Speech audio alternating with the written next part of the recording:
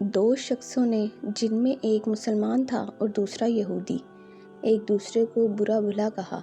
مسلمان نے کہا، اس ذات کی قسم جس نے محمد صلی اللہ علیہ وآلہ وسلم کو تمام دنیا والوں پر بزرگی دی، اور یہودی نے کہا، اس ذات کی قسم جس نے موسیٰ علیہ السلام کو تمام دنیا والوں پر بزرگی دی۔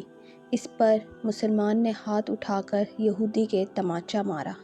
وہ یہودی نبی کریم صلی اللہ علیہ وآلہ وسلم کی خدمت میں حاضر ہوا اور مسلمان کے ساتھ اپنے واقعے کو بیان کیا۔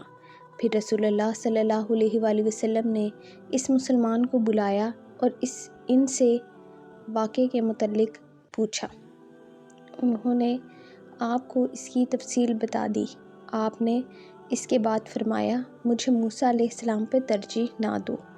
لوگ قیامت کے دن بے ہوش کر دیے جائیں گے، میں بھی بے ہوش ہو جاؤں گا۔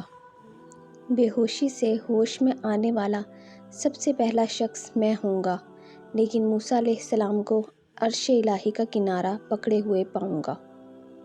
اب مجھے معلوم نہیں کہ موسیٰ علیہ السلام بھی بے ہوش ہونے والوں میں ہوں گے اور مجھ سے پہلے انہیں ہوش آ جائے گا، یا اللہ تعالیٰ نے ان کو ان لوگوں میں رکھا ہے جو بے ہوشی سے مستثنیٰ ہیں۔ صحیح بخاری حدیث نمبر 2411۔ ایسی اچھی اور پیاری احادیث کو سنتے رہیں، اور تمام دیکھنے والوں سے گزارش ہے کہ چینل کو بھی سبسکرائب کریں اور ویڈیو کو لائک کریں اور زیادہ سے زیادہ شیئر کریں۔ جزاک اللہ۔